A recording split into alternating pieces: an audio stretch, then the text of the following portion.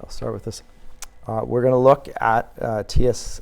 Eliot's tradition and the individual talent today. We last class looked at Harold Bloom and his the Western canon, which in some ways purports to defend tradition, I guess, given the name of the title, etc.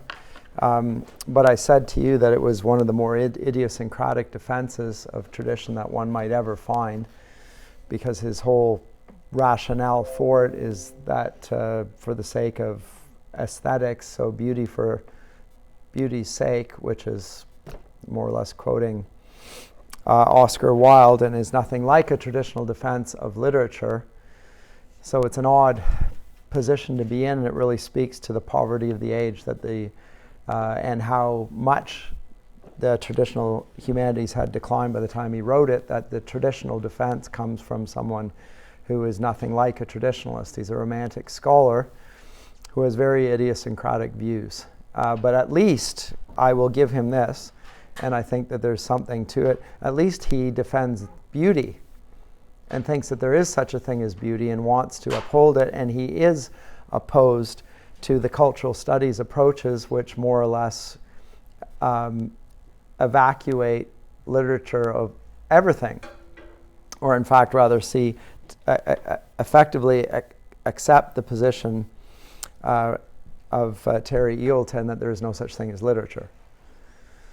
So for Bloom, at least there is such a thing as literature, and he wants to defend it and wants to defend a wide variety of works of literature, and he calls that the Western canon. Eliot, T.S. Eliot, on the other hand, whom I wanted to present after Bloom, even though he writes long before Bloom, gives a far better defense of tradition, and one that I think is probably the most important work of the 20th century in literary criticism. Certainly, I would say it is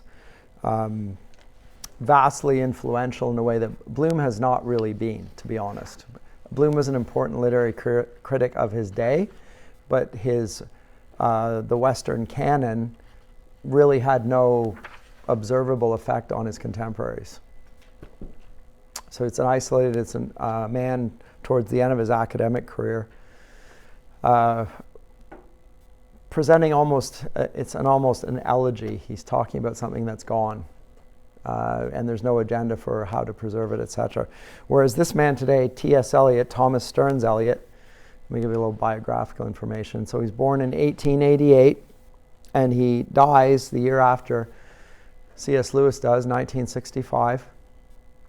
They were contemporaries. There's significant overlap there, but they were not friends. And I find those things odd in some ways, and I don't have enough information to explain that. I know that Lewis didn't like his poetry, that is Eliot's poetry, but I tend not to be a huge fan of Eliot's poetry either, at least his early poetry. But his later poetry, I most certainly am. So the 4 quartets by Eliot are great, terrific stuff. And as are some other poems there, but really good. And there's no doubt he's a major poet, and so his collected poems here are to be recommended, but particularly the 4 quartets. Excellent stuff. So one of the great poets of the 20th century, connected with the modernist movement.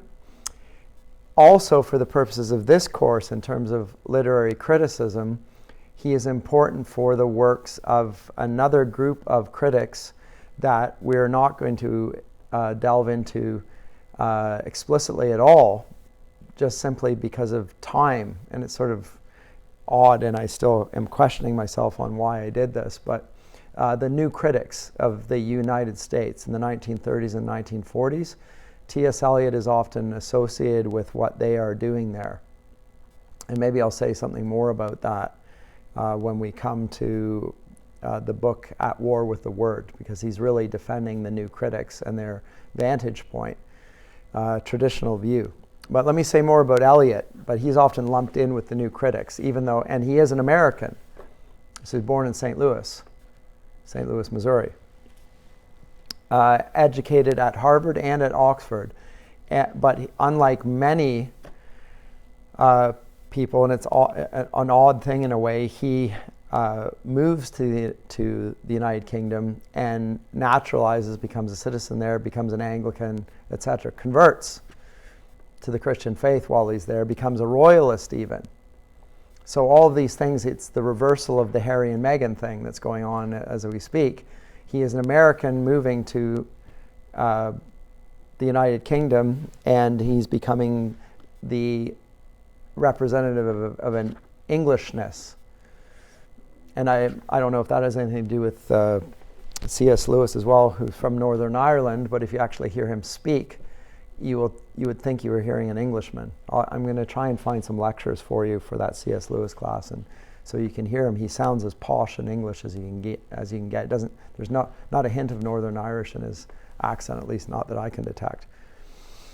So maybe he resents that. You don't get us English. I know he disagreed with some of his criticisms of poets like Shelley, for instance. Eliot critiques him, Lewis defends him. I'm with Eliot and not with Lewis on this. But in any event, educated at Harvard and Oxford, studies at least briefly in France and in Germany for that matter. But in 1914, so right at the outset of the First World War, he settles in England and he stays there. And is naturalized as a citizen 1927, so 13 years later. And the first major poem he writes is the love song of J. Alfred Prufrock. That's 1915, so right in the middle of the First World War. Not my favorite poem. The Wasteland, on the other hand, which he writes, makes him the spokesman for his generation. And it's published in 1922. So it's often taken as a commentary on Western culture, the wasteland, and becomes the friend and protege of Ezra Pound. So there's lots of common ground there with many influential literary figures in the period. Founds his own journal called The Criterion, which exists to this very day, and works in the banking industry, interestingly. So he's a financier and so forth. Eventually joins a publishing firm called Faber and Faber, a famous British publishing firm, and eventually becomes the director thereof. And when he describes himself a little later on in the preface to a volume for Lancelot Andrews, who's a royalist of the 17th century, here's how he describes himself. His beliefs are classical in literature, royalist in politics, Anglo-Catholic in religion.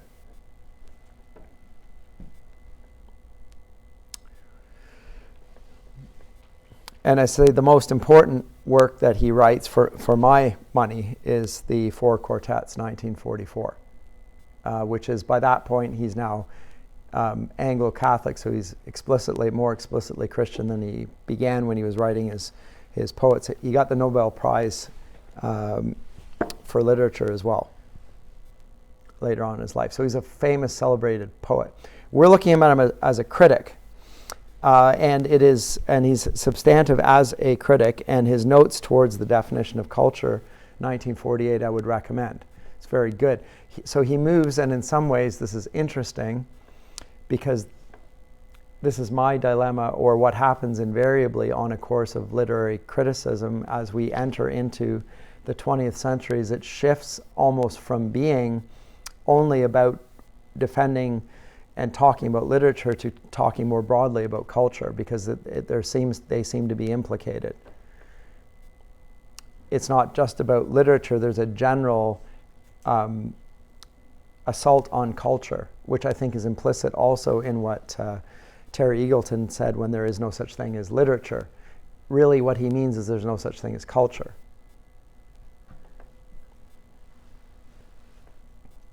As in something that needs to be held on to, something out of which we live and breathe and move and understand ourselves.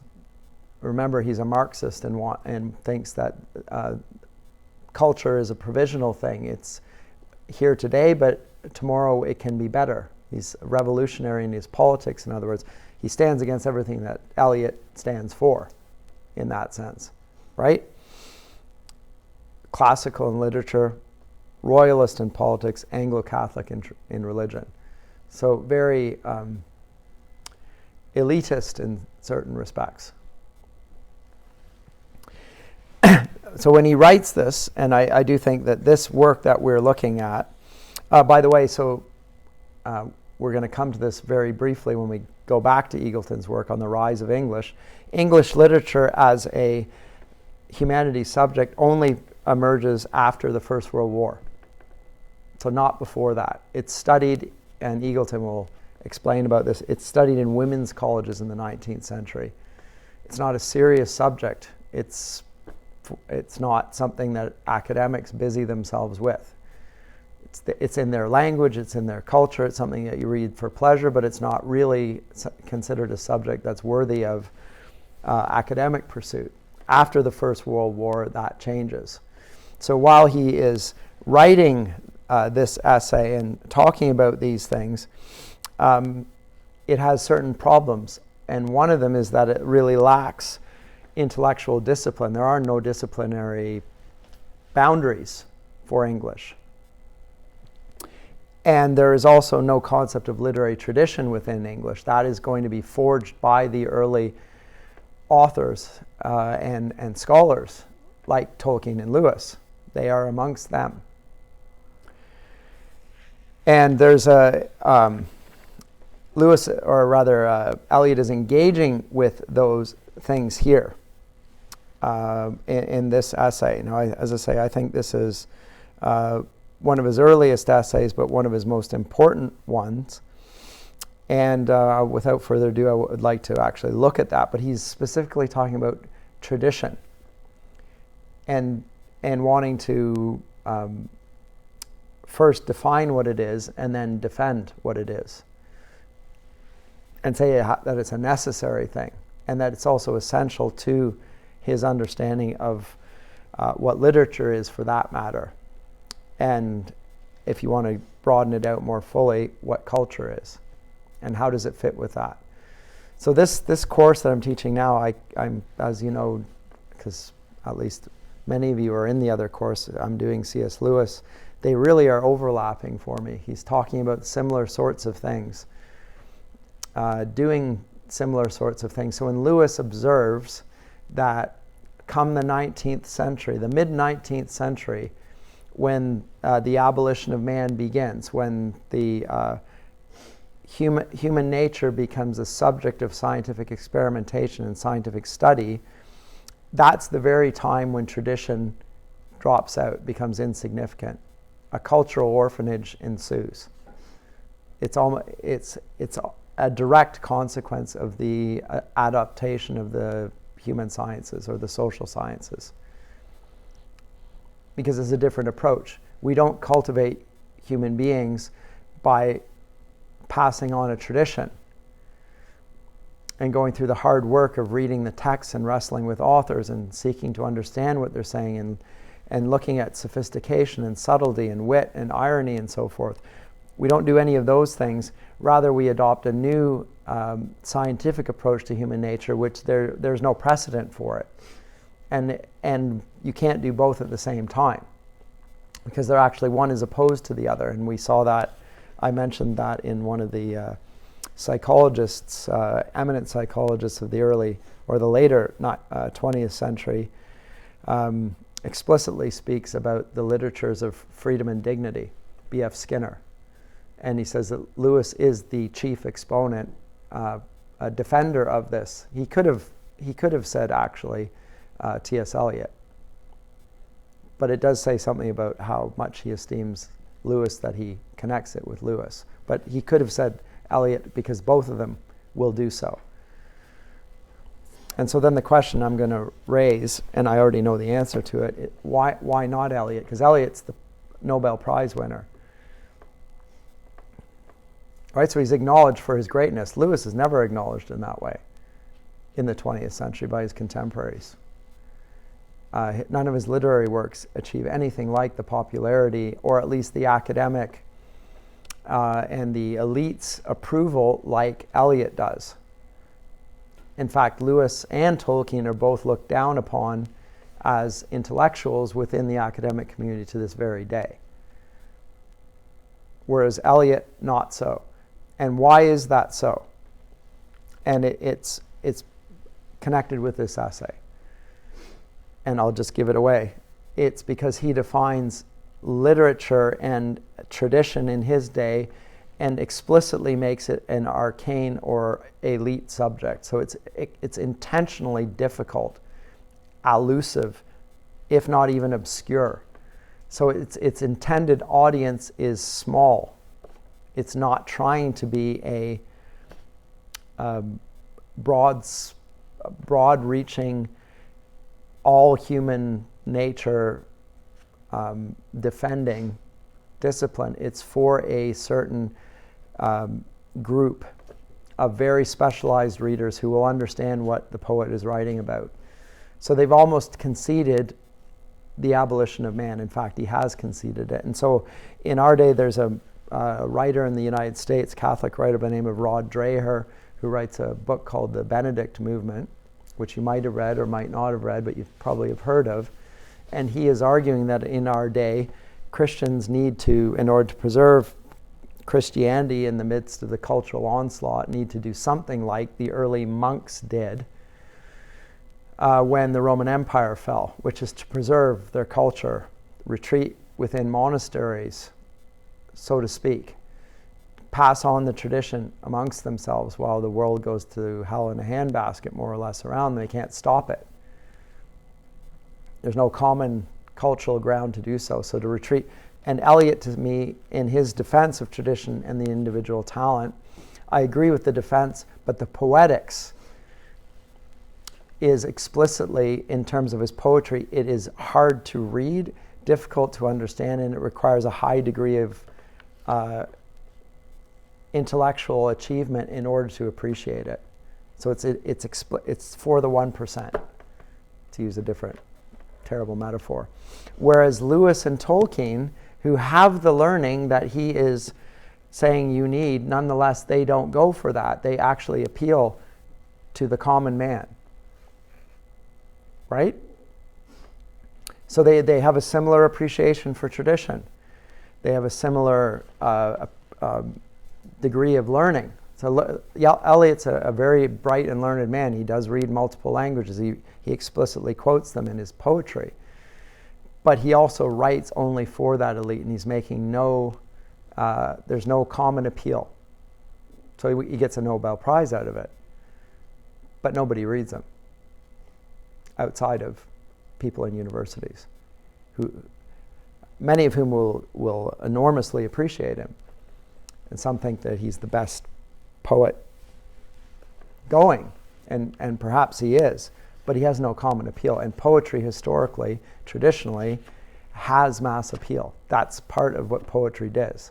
Poetry is even. So now I'm taking the broad view from the beginning when we looked at Plato and Aristotle and then comparing this to the 20th century defenders of tradition. And tradition now we're looking at two different defenders.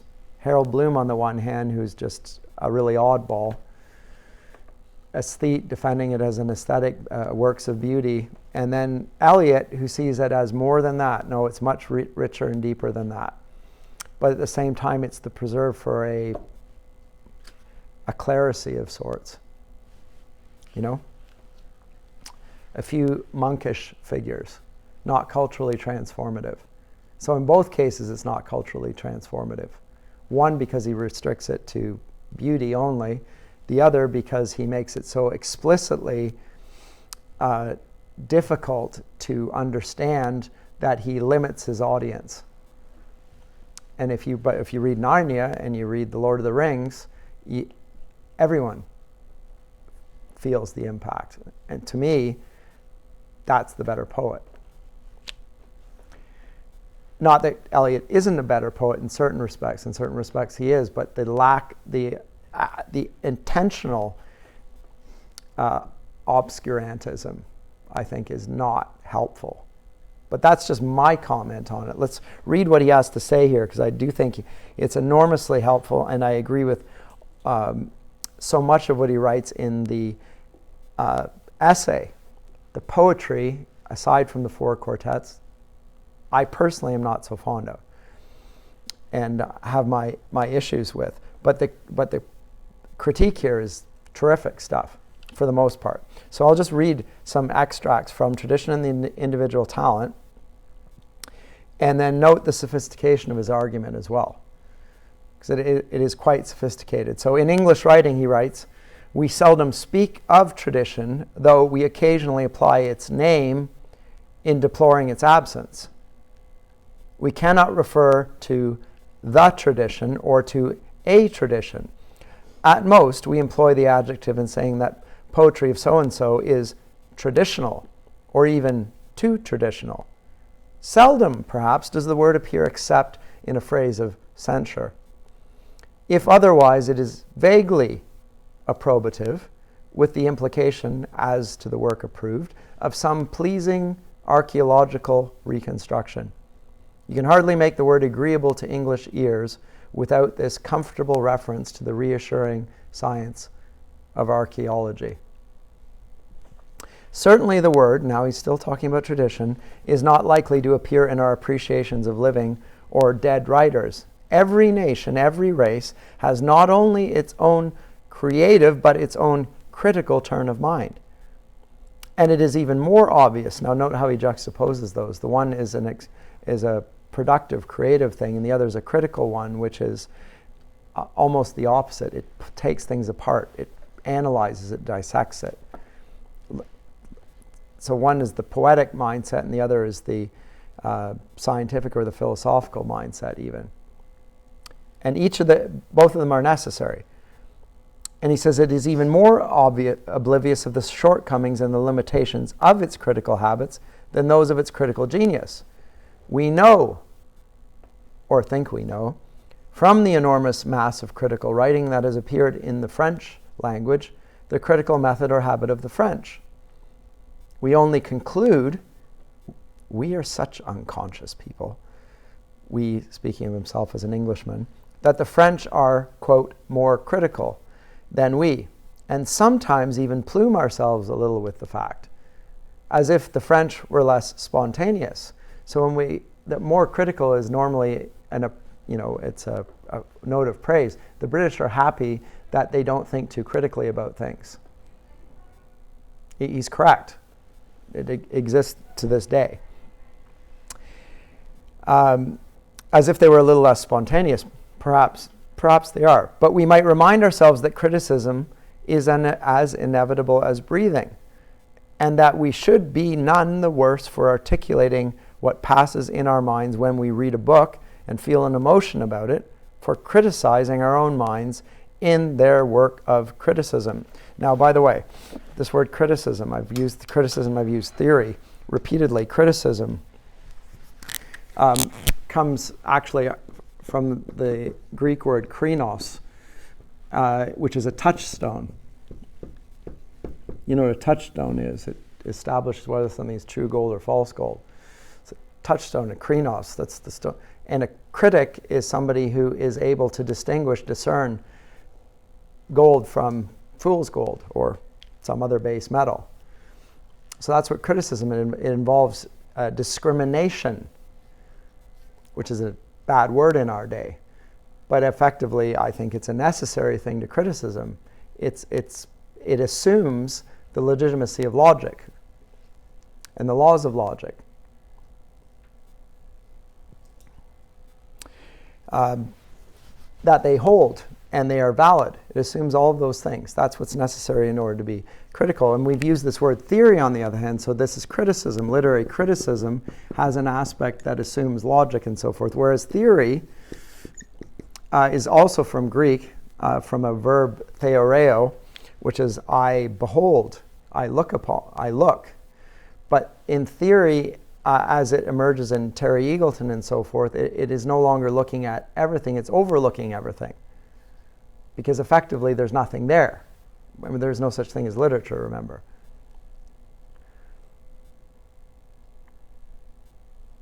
Now, this is problematic in the sense because the word literary theory, as it arises in the 20th century and is used by Eagleton and company, it uses a good word and starts to associate it with something that it never used to be associated with. So Plato uses the word theory to describe what the philosopher does when he looks at the forms.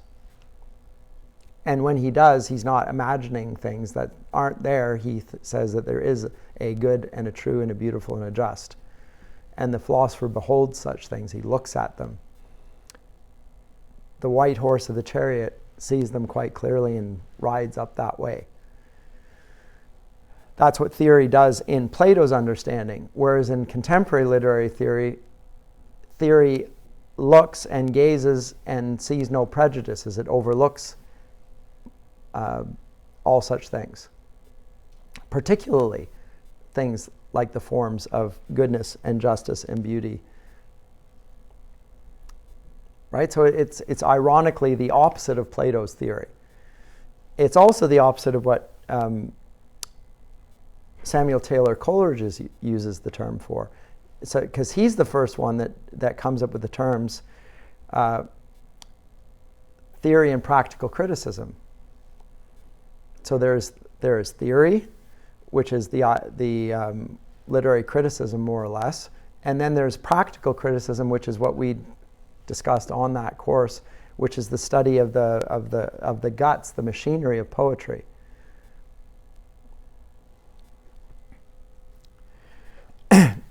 So I just need to say that because terms are often used by different writers in different generations.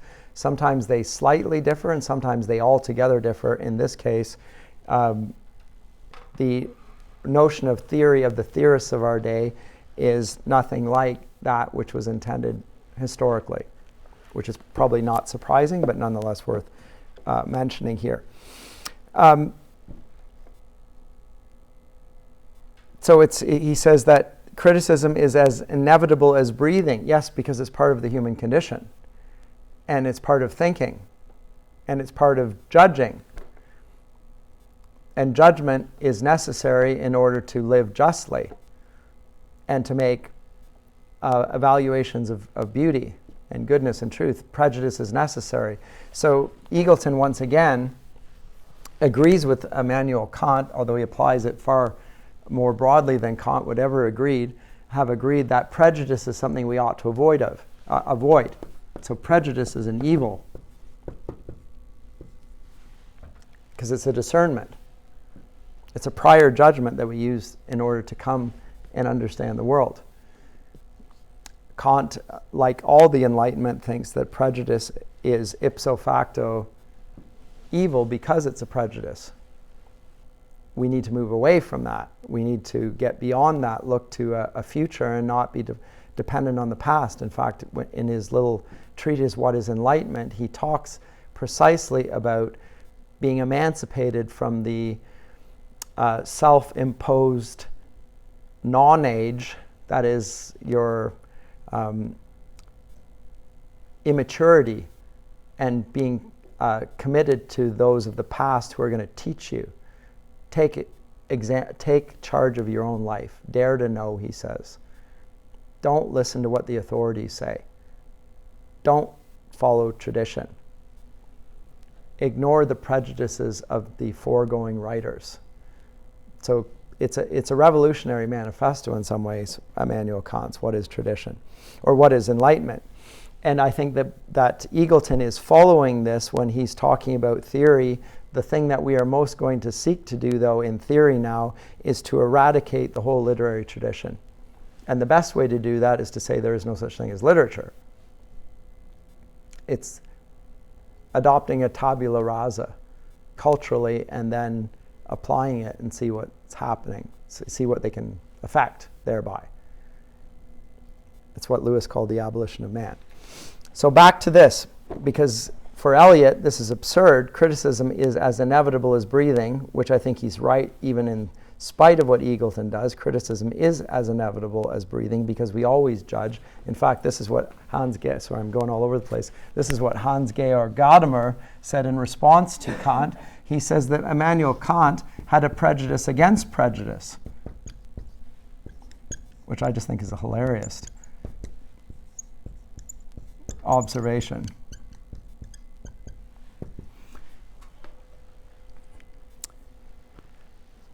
One of the pupils of Martin Heidegger, his name's Gadamer.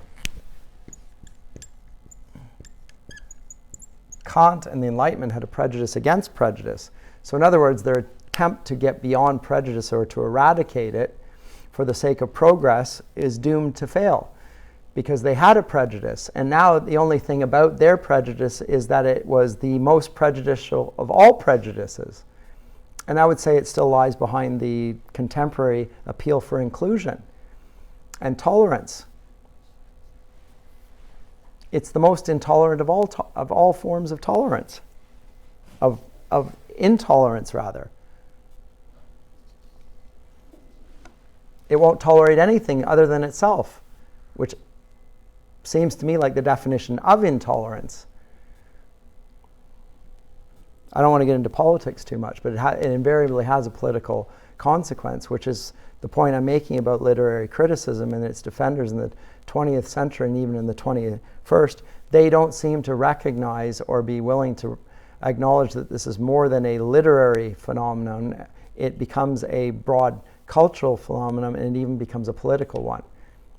And that's intentional because, again, Eagleton and company are effectively Marxists. And they adopt the Marxist view of culture, and Marx's view of culture is that culture is a bourgeois activity.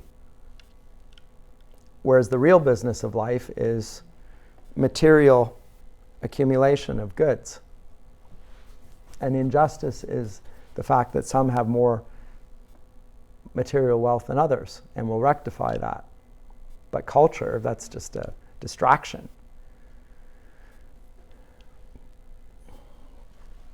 So back to Eliot's essay.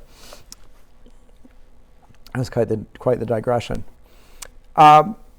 He says, we should be none the worse for articulating what passes in our minds when we read a book and feel an emotion about it, for criticizing our own minds in their work of criticism. One of the facts that might come to light in this process is our tendency to insist, when we praise a poet, upon those aspects of his work in which he least resembles anyone else. What is in these aspects or parts of his work, we pretend to find what is individual, what is the peculiar essence of the man. So what is not like anyone else, that's what the individual is. We dwell with satisfaction on the poet's difference from his predecessors, especially his immediate predecessors. So we look at Milton as a 17th century writer and we distinguish him from Donne or Herbert or one of the other authors. And what makes Milton is, when we reduce everything that's common, that's what we have left. Well, that's what makes Milton Milton. Is that a good definition? This is what he's questioning. We dwell with satisfaction on the poet's difference from his predecessors, especially his immediate predecessors. We endeavor to find something that can be isolated in order to be enjoyed. Whereas, if we approach a poet without this prejudice, we shall often find that not only the best, but the most individual parts of his work may be those in which the dead poets, his ancestors, assert their immortality most vigorously. And I do not mean the impressionable period of adolescence, but the full period of full maturity. So in other words, Milton, to give my example again, is the most Milton when he most channels Virgil and Homer and Scripture. When he is most speaking of the tradition implicitly, when there's a richness and a depth to it, that's when he is most himself. It's not when he's most in contradistinction to them, when he's being novel. So he's going after the cult of novelty of our day, of originality. And another writer that you might want to read, he's not on the course as a required reading, is T.E. Hume. He has an essay called Romanticism and Classicism.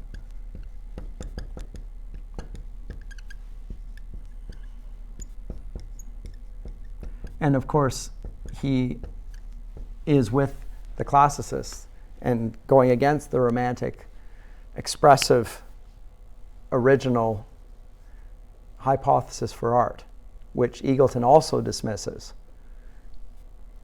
but not for the same reason. He debunks it quite easily and out of hand, but not because he wants to uphold tradition, on the contrary. Whereas Hume and Eliot are going to want to uphold the tradition and say what is best about Milton is precisely what he has most in common with all the others that went before him. That's the best part of Milton, not the thing that's unique and most distinctive where we can hear Milton's voice, but or Shakespeare.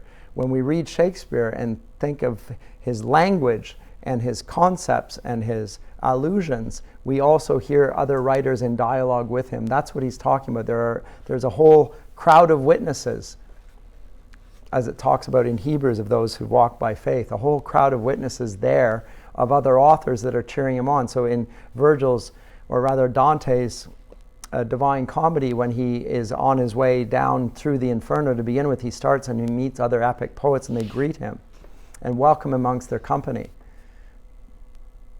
And he puts them in limbo. He doesn't put them in, he can't bear to put them in the Inferno. They're in this anti-portal called limbo. And they greet him as one of their own because he genuinely reveres them, so much so that Virgil accompanies him on his journey, leads him, in fact. Now that's certainly doing more than tipping your cap, saying, I am not who I am without you. Now, this is what he's talking about in tradition and the individual talent. Now, how it works out in his own writing is, again, it's so deliberately, self-consciously allusive in his writing that it becomes really hard to read. He's so aware of the tradition that he never escapes it. As I say, in his most mature, the 4 quartets, I think he starts to do it. So maybe he should be judged by that. By the way, I said to somebody in the hallway the other day, there are writers that I don't like and I don't teach them. And the reason I don't teach them is because I don't think I'd be fair to them if I taught them. That's why I don't teach them, because I don't think I'd give them a fair shake in my class, and that's not what I'm here to do. I want to give people their best representation. So I'm not saying that they can't be defended well. I'm saying I can't defend them well.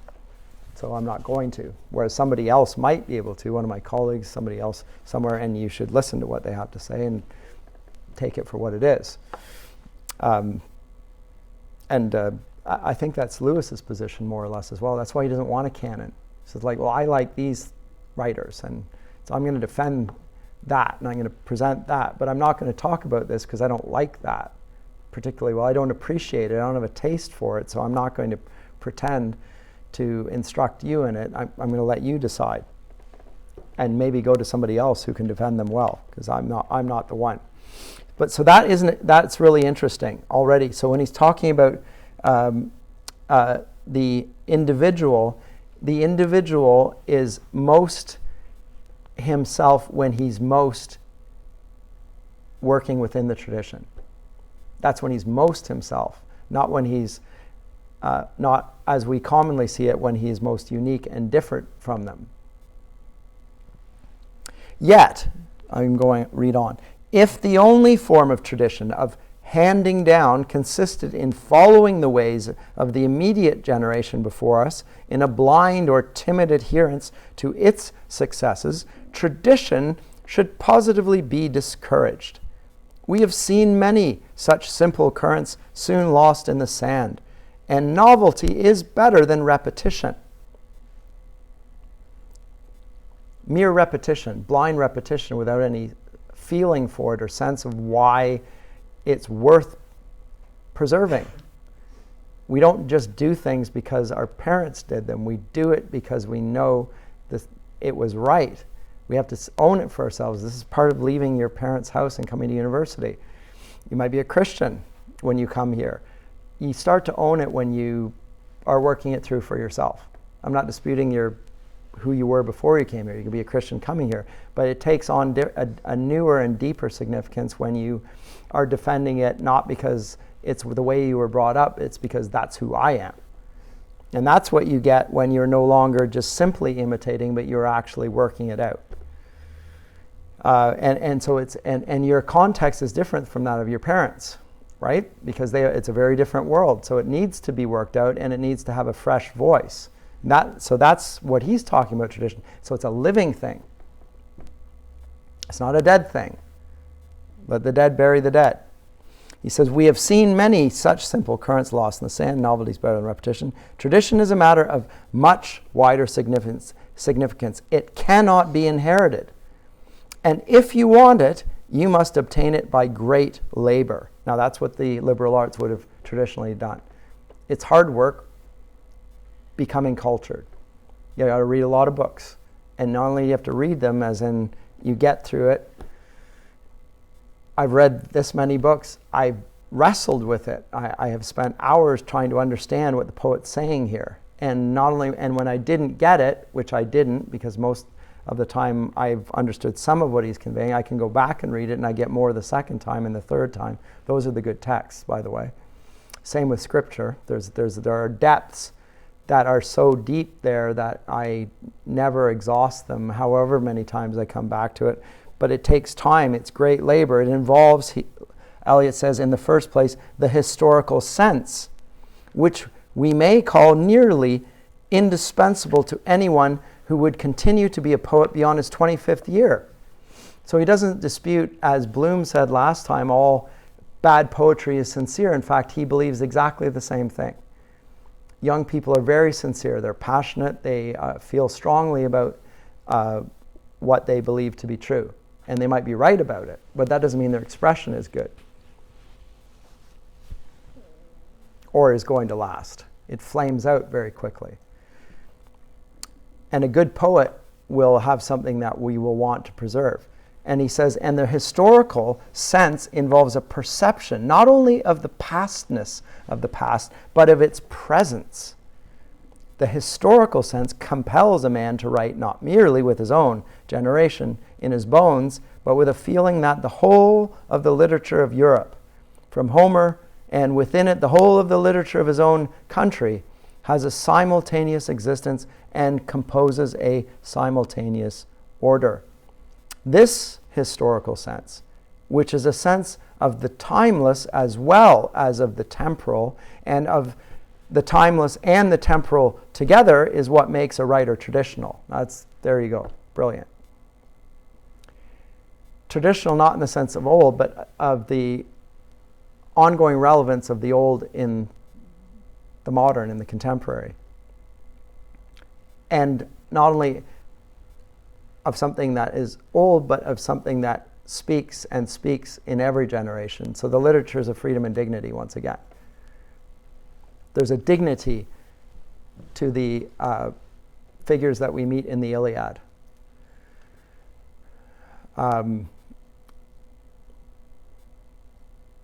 To Achilles and Odysseus.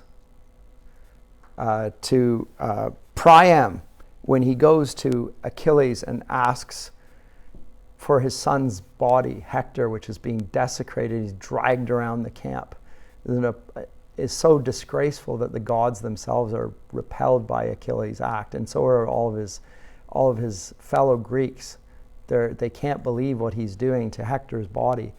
And Priam comes out in the middle of the night. He's still the king of Troy, and Troy has not yet fallen. He comes out under cover of darkness to meet Achilles in his tent, and now he is offering up his life at that point. Because if he's caught, he's dead, and if he's dead, the war is over. And he goes to retrieve his son's body, and he's not come there. They haven't agreed that he's safe. He's come there under the cover of darkness, and he can slit his throat, and it's over. he receives him, and he comes up and he kneels down and he kisses Achilles' hand, and this is the hand that slew my son. And Achilles says, this is a man with a heart of iron, and he gives him up. In the greatness of that man who would do such a thing, because of the honor he held for his son was greater than the city that he was defending, right? So it's those moments of pathos don't go away. Now that is what he's talking about. We can feel that as real as if it happened in front of us. That's what, so the timeless and the temporal together, that's what makes a writer traditional. And it is at the same time what makes a writer most acutely conscious of his place in time, of his own contemporaneity.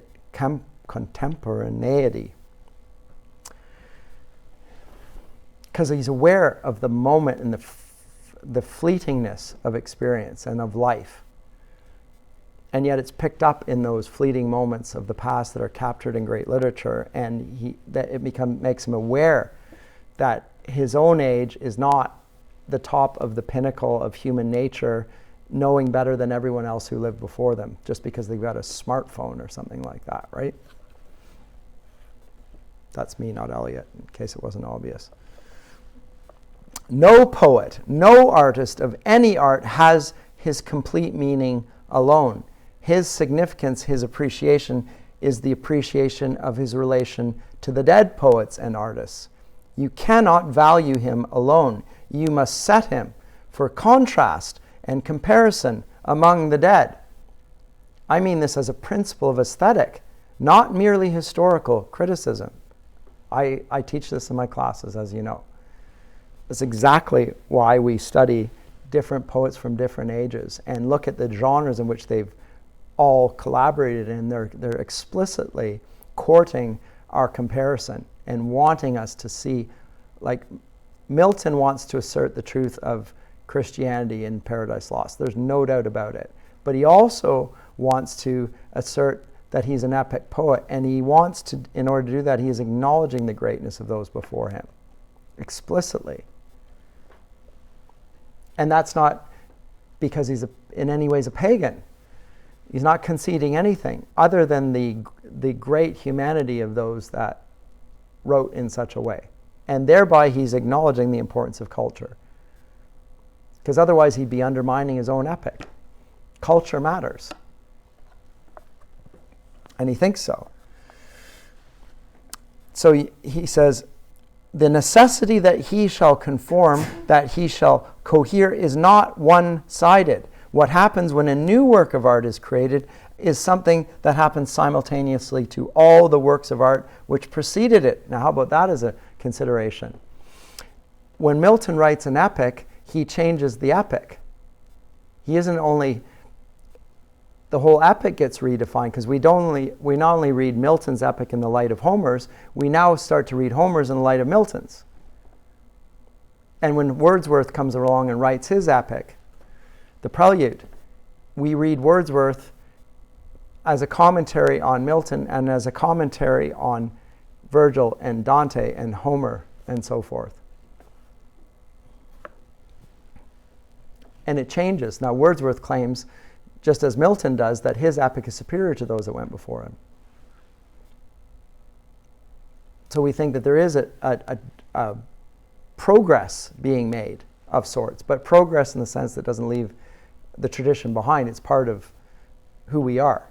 It's part of our identity. So the existing monuments form an ideal order among themselves, which is modified by the introduction of the new, the really new work of art among them. The existing order is complete before the new work arrives. For order to persist after the supervention of novelty, the whole existing order must be, if ever so lightly, altered. And so the relations, proportions, values of each work towards the whole are readjusted. And this is conformity between the old and the new. Whoever has approved this idea of order, of the form of European, of English literature, will not find it preposterous that the past should be altered by the present, as much as the present is directed by the past. And the poet who is aware of this will be aware of great difficulties and responsibilities. Now compare this to the class I'm teaching on the discarded image. The discarded image refers to something that we no longer hold to, the medieval Renaissance image, picture. But it's not something that immediately happens. As I say, the discarded image doesn't get jettisoned after the Renaissance. It gets jettisoned in the late 19th century. It is slowly being changed, transformed up until that point. But the Romantics still assume it. They're writing against it. They're saying we're superior to it, but they've read all the authors that they are saying that they are progressing on from. And they refer to them explicitly.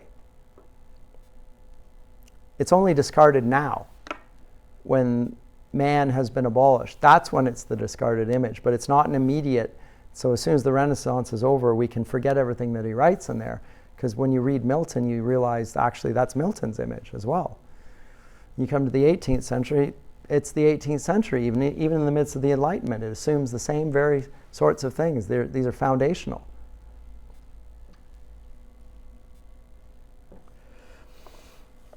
That's the tradition. Now, as I say, Eliot, his response to this is he's more or less, by being deliberately elusive and so forth, he's going to reduce the poet and his task and his audience to a small group. Is he right in so reducing it? Let's say he is. For himself, he was. Lewis and Tolkien didn't want to go that way. Maybe that's why they did not. Like, think about this. Brilliant Christian writers, all. And yet not really working together there. Like, why wasn't Eliot brought into the Inklings? Was around the same time. He lived the same time. He was in the same place. There's a different view of Christianity and culture, I think, going on there.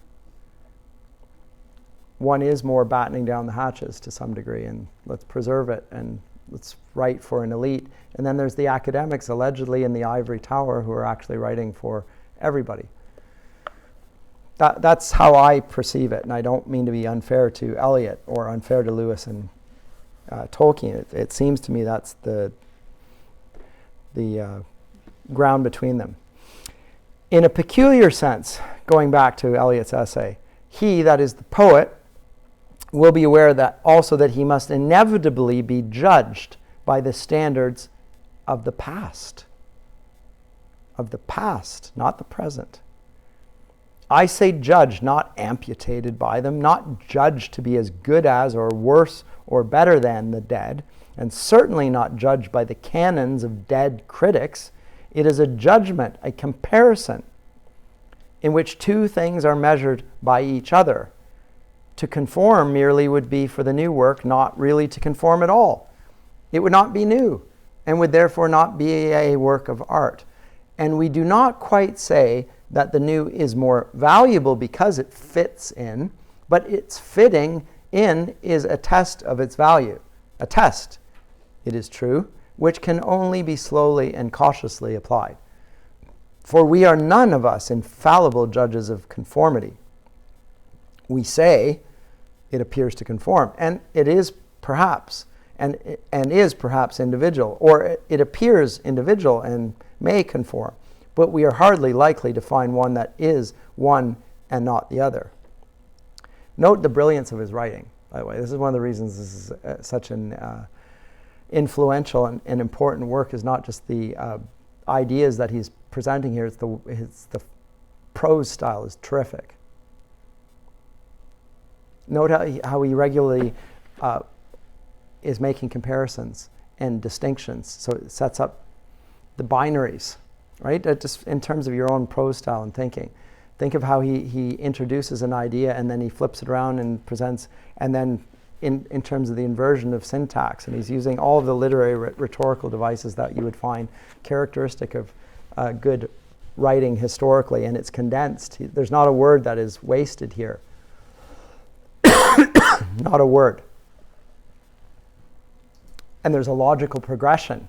You get a sense of a grand march of an argument, and every bit of it along the way you're saying, yes, you got that right. And I see what your point is, and I'm coming with you. To proceed to a more intelligible exposition of the relation of the poet to the past, he can either take the past as a lump, an indiscriminate bolus, nor can he form himself wholly on one or two private admirations, nor can he form himself wholly upon one preferred period. The first course is inadmissible. The second is an important exercise of youth. I prefer this or that poet. And the third is a pleasant and highly desirable supplement. I prefer the 17th century. That's the period I like. The poet must be very conscious of the main current. So what's the main current that persists throughout all of the periods? The things that I most gravitate towards, like some people most like John Donne or George Herbert or John Milton or Shakespeare. Or Dante or whoever, that's who they... But the main current is the thing that the poet needs to be aware of, the thing that holds them all together, the common ground, which does not at all flow invariably through the most distinguished reputations, even. He must be quite aware of the obvious fact that art never improves. How about that? It's an indirect response to the Romantics. But that the material of art is never quite the same. He must be aware that the minds of Europe, the mind of his own country, a mind which he learns in time to be much more important than his own private mind, is a mind which changes, and that this change is a development which abandons nothing en route, which does not superannuate either Shakespeare or Homer or the rock drawing of the Magdalenian draftsman. That this development, refinement perhaps, complication certainly, is not, from the point of view of the artist, any improvement. Perhaps not even an improvement from the point of view of the psychologist, or not to the extent which we imagine. Perhaps only in the end based upon a complication in economics and machinery. But the difference between the present and the past is the conscious present is that the conscious present is an awareness of the past in a way and to an extent which the past's awareness of itself cannot show. So the past is not self-consciously aware of itself, whereas something in the future can be more self-consciously. So then he goes to a quotation. Someone said, the dead writers are remote from us because we know so much more than they did. Eliot's comment, precisely. And they are that which we know. We know them. Now, I don't know if he's quoting Schleiermacher, Friedrich Schleiermacher here implicitly, because it's Schleiermacher who says in his romantic hermeneutics that we can know as well, if not better, than those of the past. And the reason why is because of historical distance. So we can know more and better than the Apostle Paul when he's writing about what he writes about. So our knowledge can be superior to his even, according to Schleiermacher. It's a spiritual reading. That's not what Eliot's saying. They are what we know, not something that they didn't know. They were not ignorant. Schleiermacher's perspective suggests an ignorance there in the past that we know better than. And the reason we know better than is because of the distance, the alienation of time. That's not what Eliot is saying here. It's the exact opposite. So he uses the quote and he agrees with it, but pushes it in a different direction. So the dead writers are remote from us because we know so much more than they did. Yeah, precisely. And they are that which we know. I am alive to a usual objection, to what is clearly part of my program for the métier of poetry. The objection is that the doctrine requires a ridiculous amount of erudition. And then he puts in brackets pedantry, which is what the critics would call. He says erudition. They say pedantry. A claim which can be rejected by appeal to the lives of poets in any pantheon. It will even be affirmed that much learning deadens or perverts poetic sensibility. While, however, we persist in believing that a poet ought to know as much as will not encroach upon his necessary receptivity and necessary laziness, It is not desirable to confine knowledge to whatever can be put into a useful shape for examinations, drawing rooms, or the still more pretentious modes of publicity. Some can absorb knowledge, the more tardy must sweat for it.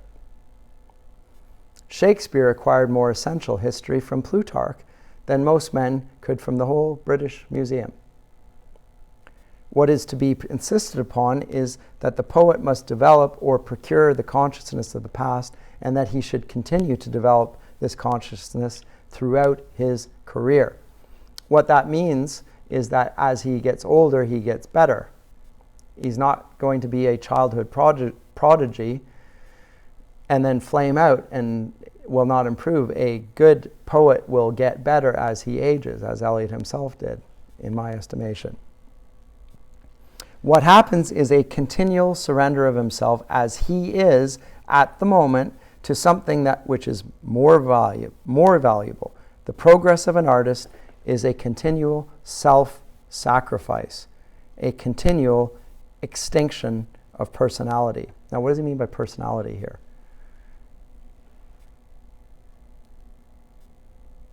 Well, there remains to define this process of depersonalization and its relation to the sense of tradition. It is in this depersonalization that art may be said to approach the condition of science. Now, this is going back to the beginning of English as literature as a study in the university. It doesn't have any, as I say, disciplinary confines. It doesn't have any legitimacy in the university historically. Unlike philosophy, unlike even the realm of history. It doesn't have any. English literature, that is. Classical literature, yes, of course. Theology, most certainly, that has legitimacy, but literature does not. So what is going to raise literature to the level where people will take it seriously as knowledge of a sort that we not only acknowledge as knowledge, but need to preserve and say this is important for people to study? It is in this depersonalization that art can be said to approach the condition of science. And by science, he just means knowledge.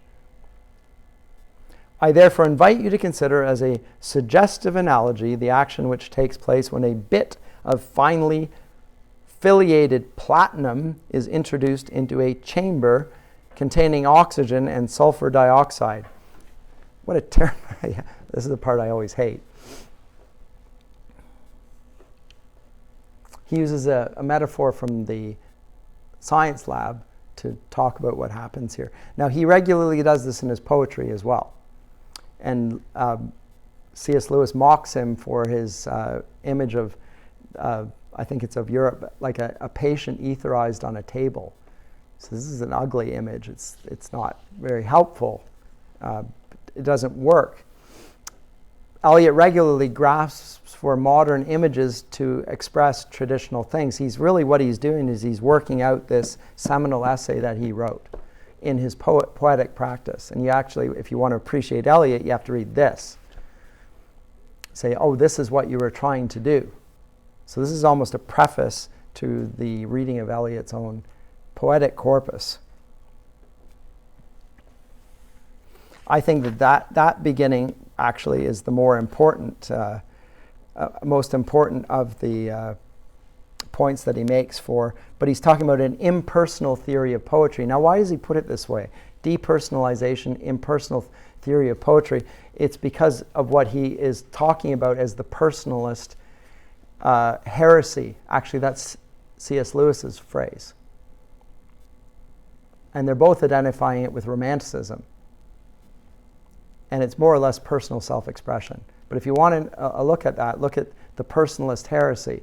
It's a book that Lewis wrote in response to another writer.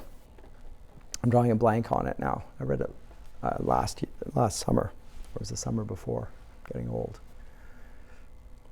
But it's this idea of artistry as personal self-expression, of original creativity. He doesn't call it a heresy here. But he is writing against it as being contrary to the tradition. So heresy is probably a unnecessarily inflammatory phrase, although I'm not so sure about that, because the personal heresy leads us to misread Scripture as well, and then it does lead to actual genuine heresy. So how we read texts is, so for me this is interesting in a Christian liberal arts college. Eliot is talking about letters, belles lettres, the literary tradition. He's not referring to Scripture here, right? No reference to it even. He is talking about what we would teach in my department. But it does have an application to reading any text, and it does have an application to how we relate not only to the authors of Scripture, but the church as it received those Scriptures and passed them on. There's a tradition within the church as well in the reception of the text and how it was understood and passed on. And as that doctrine was worked out in a culture, in people's living, and transformed the society, it has a role to play within that, and it has something to do with how to live out the Christian faith. These are all implications of what he's saying in this essay. That's why I think this is such an important essay. Probably ought to be read in theology departments, even though he's not talking about theology. But what they talk about in theology departments now, or in biblical studies departments, is actually not from biblical studies, it's from literary theory, and it's coming into their departments. So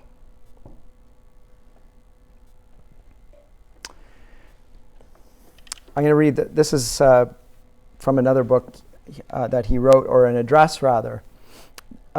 So the tradition and the individual talent was from 1919, by the way, so the end of the First World War. This, on the other hand, is from a function of criticism, this extract I'm going to read to you, from 1923.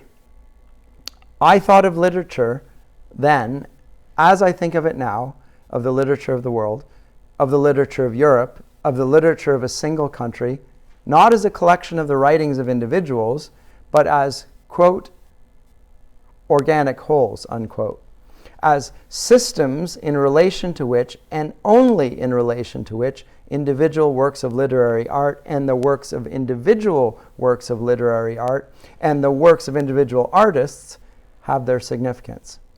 There is accordingly something outside of the artist to which he owes allegiance, a devotion to which he must surrender and sacrifice himself in order to earn and obtain his unique position.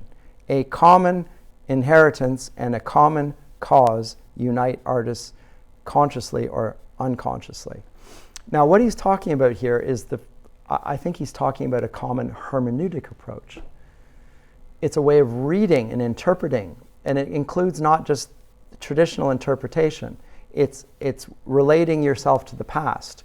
How do I as a person relate to the text?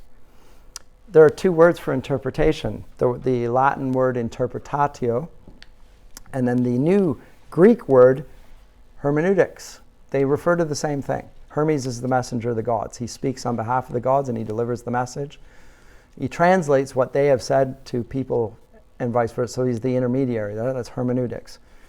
But effectively they're the same things. But hermeneutics is now what is referred to in universities and biblical studies departments and so forth.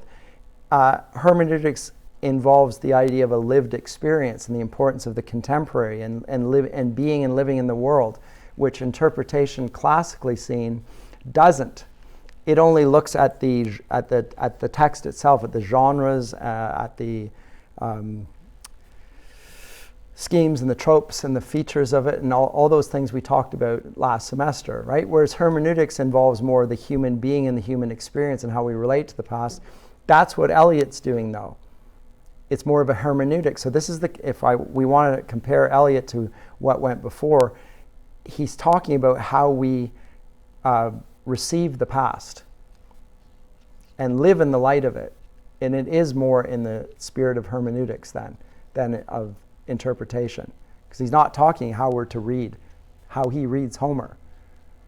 It's more how we should relate to Homer that he's talking about. So it's almost existential. You see? And our contemporary critics as a whole, 20th century onwards, I think they're all interested in the hermeneutic project. They don't actually get into the business of criticism properly. They're more interested in how are we going to live in relation to the past. And almost without exception, their answer is, we don't. We've moved on from that. We don't even need to read it. So we don't need to read even Shakespeare. As a University of California, they banned Shakespeare from the state universities. It's dead white male, oppressive, et cetera, et cetera. So what Eagleton presented as a hypothetical, almost impossible to imagine, and yet, based on his viewpoint,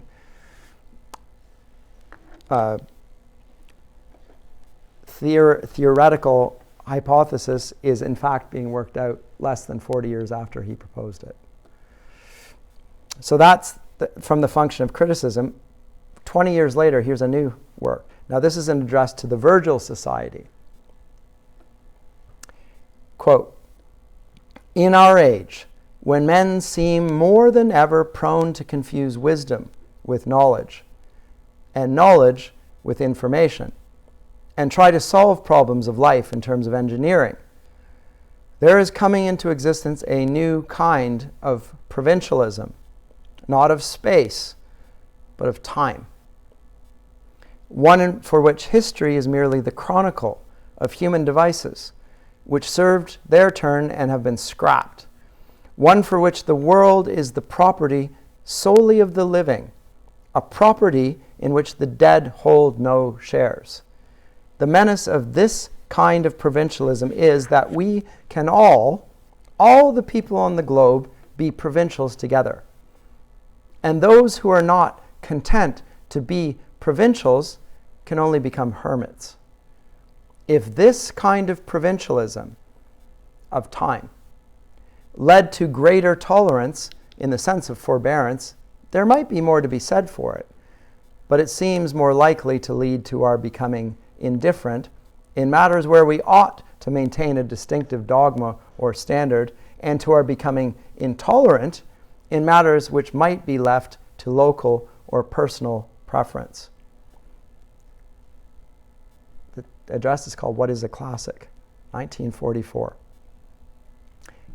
You would have thought he was talking about our current day. So there's a provincialism in post-nationalism of our contemporaries, of the global government and so forth. It's the alliance of the living against the dead. So we're provincial not in the sense that we don't live in this global village, but provincial in the sense that we are all at odds against those that lived before. So there's an impiety towards the past. And it is one in which we don't even know who we are to some degree, because we're using the language that Shakespeare spoke.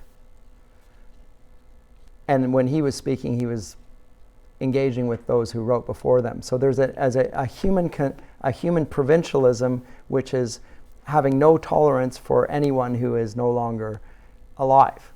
And furthermore, it's also directed towards those who are not yet living, which we can see in the abortion movement and so forth.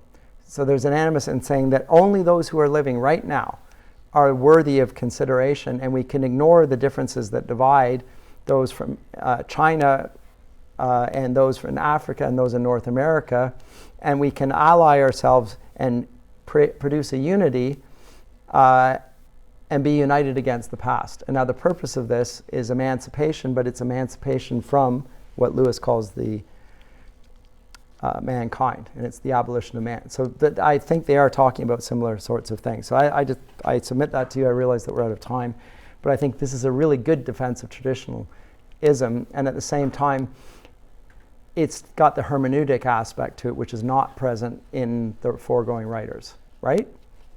At least I hope you can see what I mean by that. So we're done. Next time we pick up with, as I say, Mr. Eagleton.